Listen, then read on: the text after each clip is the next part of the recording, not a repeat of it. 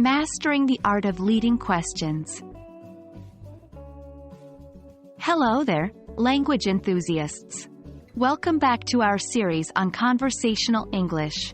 Today, we are going to explore an intriguing aspect of English communication: leading questions. We will dive deep into understanding the purpose of leading questions and learn how to identify them in a conversation. Leading questions are a fascinating part of English conversations. They are called leading because they lead the person being asked towards a particular answer. These questions can be powerful tools in conversation, helping to guide the discussion in a particular direction. For example, consider the question, "Don't you think it's a great day for a walk?"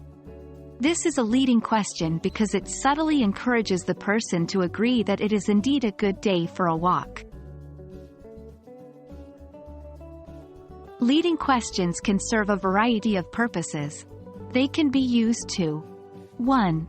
Confirm an idea or belief. "You liked the movie, didn't you?" 2. Guide a conversation.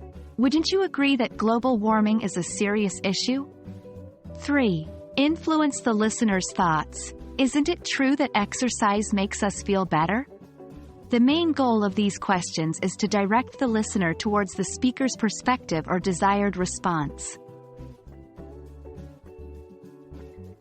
Identifying leading questions requires attention to the phrasing of the question and its context. Leading questions often 1. Assume something to be true. "You've seen this movie before, haven't you?"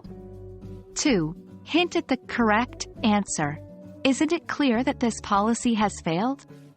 3. Limit the range of possible responses. "Would you like to start the project today or tomorrow?" By being aware of these characteristics, you can get better at identifying leading questions in your conversations. That's all for today, folks. Remember, leading questions are a useful part of English conversation, and knowing how to use and identify them can greatly enhance your communication skills. Keep practicing, keep exploring, and you'll get better every day. We hope this video has been helpful and enlightening. See you in the next one. Happy learning, and goodbye until next time.